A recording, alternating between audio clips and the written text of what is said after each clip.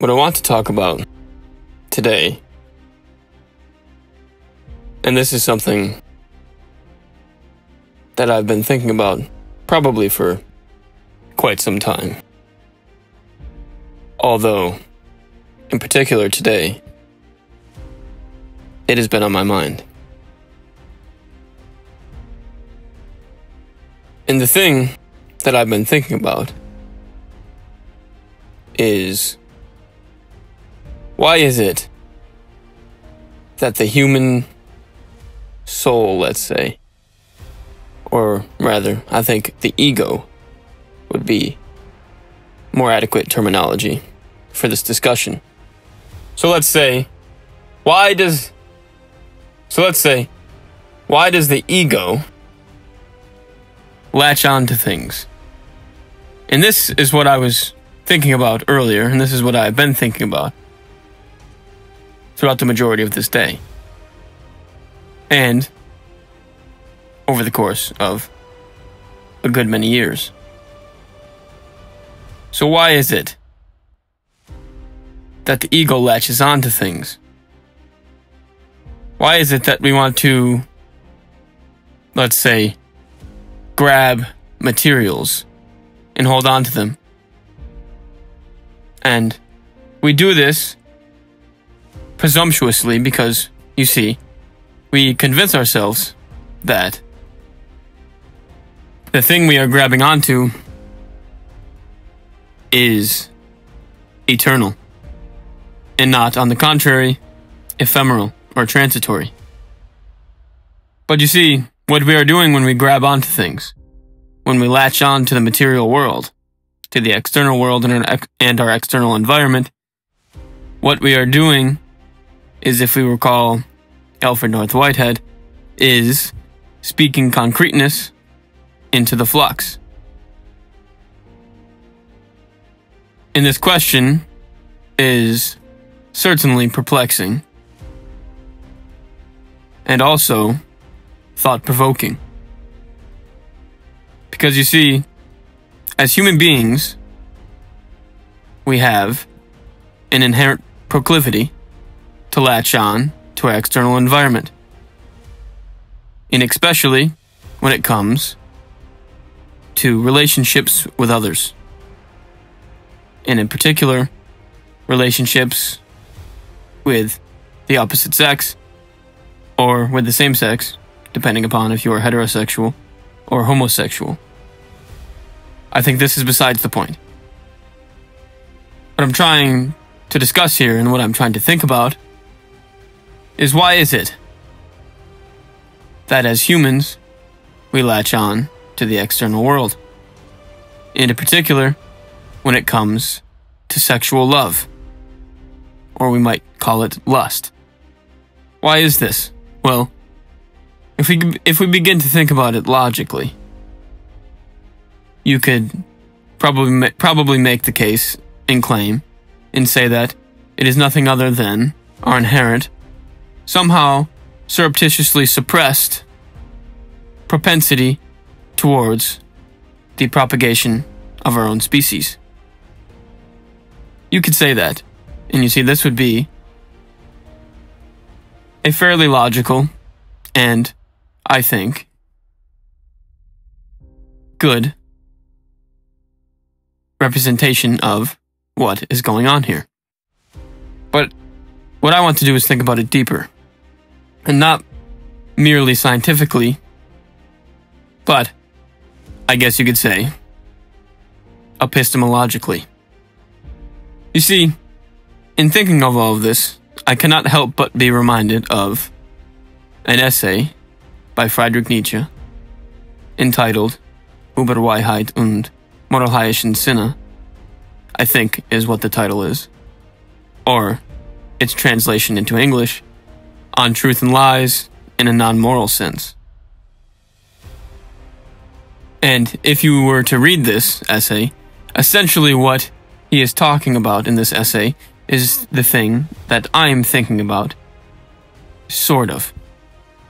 I think there's much more in that essay, but I think a good majority of that essay pertains to what I'm thinking in the question that I am trying to elaborate on. So, in that essay on truth and lies in a non-moral sense, what Friedrich Nietzsche is basically saying is that, as humans, what we do is essentially create categories for things in linguistic terminology. And you see, I think that this applies to the whole entire idea of latching on to the external environment, speaking concreteness into the flux. And I will do my best to try and make this make sense to you. Although it might take a little bit of time. So basically, what we do when we speak is basically put our own interpretations and presumptions on material objects. And when we do this, for example, when we call a person, we are categorizing this person into a subset, into a category. But you see, this human probably has a name. He probably has a family, and he has experienced a multitude of things throughout the majority of his life in terms of experience. He experiences a prodigious array of emotions, etc., etc. So you see, when we call someone a person, this is merely a category. And what we are doing is basically downregulating this individual into nothing but an object, in a way. You see, when we call anything, anything, when we call a chair, a chair, a tree, a flower, we are essentially reducing what the thing actually is, which is a complex organism, which is inextricable and almost seemingly impossible to understand, and basically saying that it is this, and we are dumbing it down. And we speak as if our words mean something. And surely they mean something to us because they help us organize the world. But you see, this is reductionist and unequivocally subjective. Why do I say this? Well, if you think about it, we cannot ever speak of the thing in and of itself. And in Friedrich Nietzsche's On Truth and Lies in a Non-Moral Sense, he recalls Immanuel Kant's Critique of Pure Reason and his idea, or rather notion, of a categorical imperative. And how, for there to be reason, what we call reason or intellect, this is reliant on a category, or a categorical imperative. You see, intellect, reason, human consciousness, or rather what we have created out of human consciousness, is nothing but a bunch of categories which we have created. And we have spoken concreteness into the flux. And we can even think about this quantum mechanically. You see, the quantum mechanical uncertainty principle states that essentially everything is uncertain. that the idea of concreteness is merely illusory. It is something that we perceive on the macro level, because we have to. You see, if we do not perceive things as if they are concrete, as if they are actually existing in the world, then it would be extremely difficult for us to differentiate between what is real and what is not real, and this would not be advantageous for our survival. So you see, I think in that there lies the basic and fundamental axiom of human existence. And not just human existence, of any complex organism. You see, complex organisms rely on propagation in order so that their species may survive. And we must learn through a process of neuroplasticity. And in order for us to learn, we must be able to differentiate between the past, the present, and what is to come. And this is very interesting, you see, because I think what this brings up is the whole entire idea of faith. You see, we latch on to things. And as I was previously elucidating, we tend to latch on to feelings of lust and love. But you see, this is an act of faith. Because, you see, when two people join together, when they become married, and we can even think about this in terms of the alchemical marriage of the opposites, or to speak in Jungian terms, of the anima and the animus, what is essentially happening here is that, alright, yes, we can think about this alchemically, and in terms of the alchemical marriage between the union of opposites. And what is happening here, is that we are solidifying ourselves in the world. And this is essential for our survival. And it is essential in the pursuit of developing meaning. And you see, I think this has a lot to do, as I just said, with faith. You see, when we latch on to love, and even though we have absolutely no idea what the future outcome is going to be when we latch on to this love, let's say when we enter a partnership with another person, what we are doing is putting our trust and our faith into the abyss. This is a very dangerous thing to do, because what if it doesn't work out?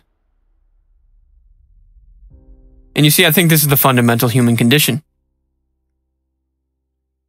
We, as living creatures, as creatures who do not know what the future is going to bring us,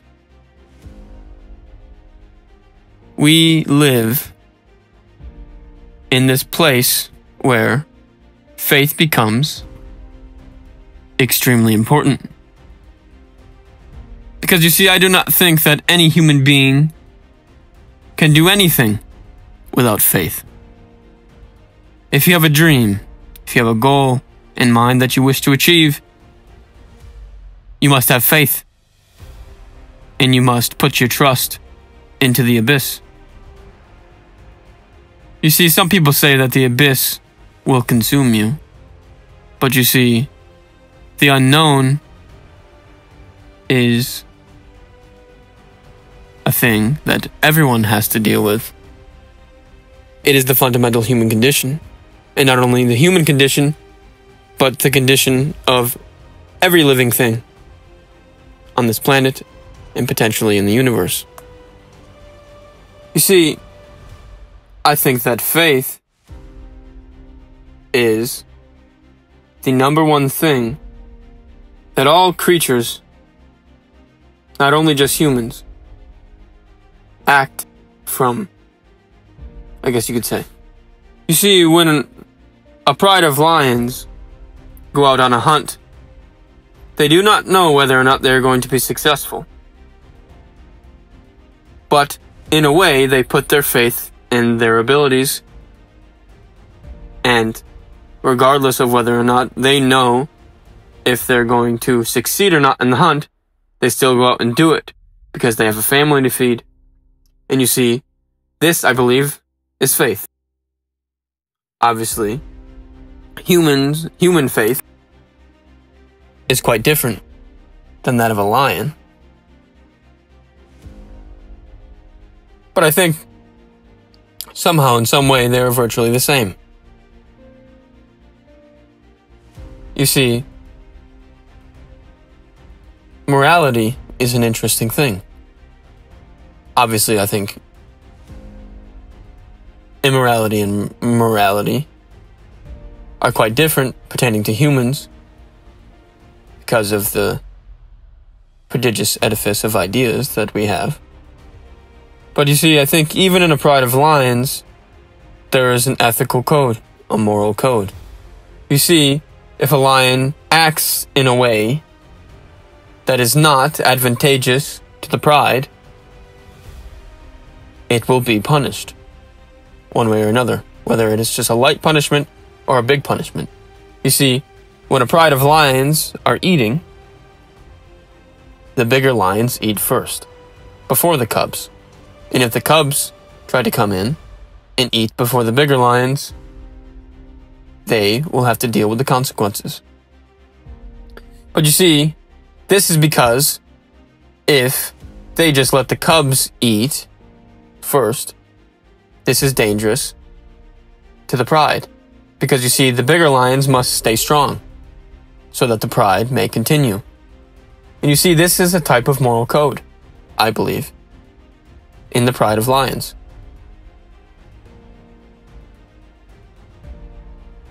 And you see,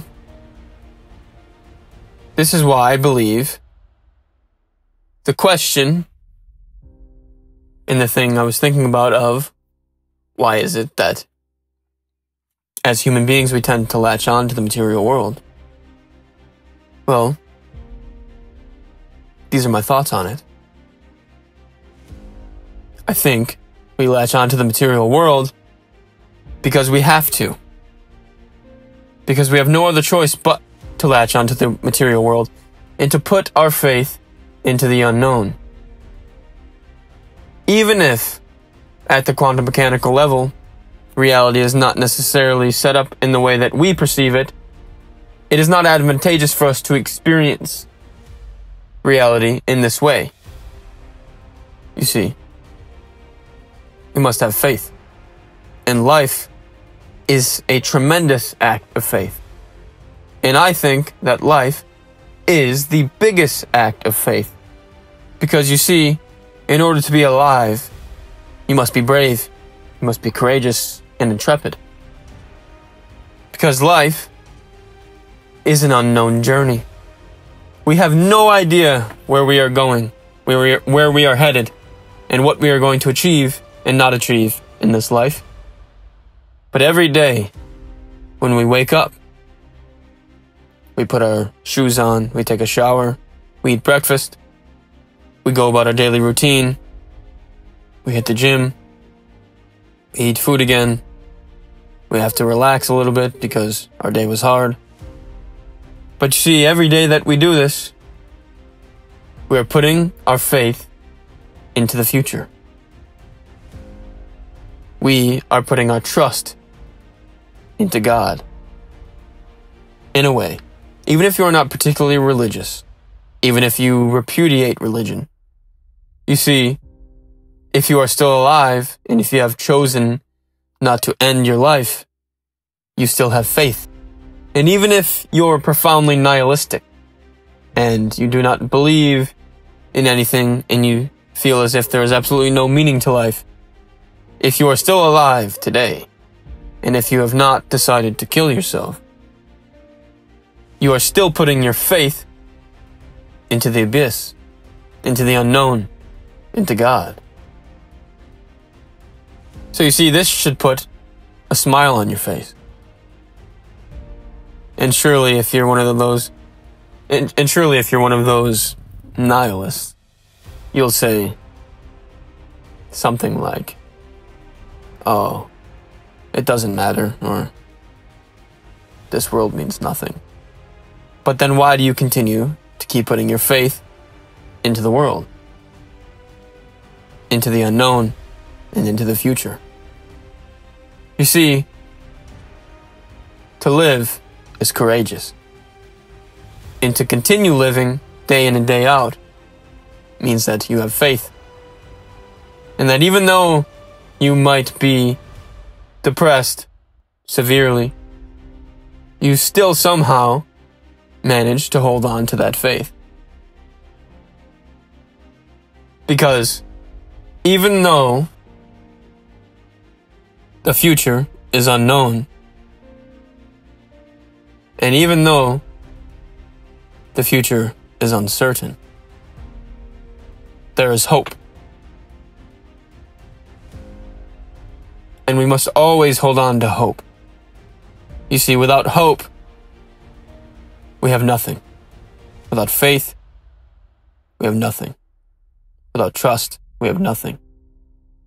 Without all of that, we might as well just kill ourselves. And you see, the people who lose hope, who lose faith, and who lose trust, they end up ending their lives.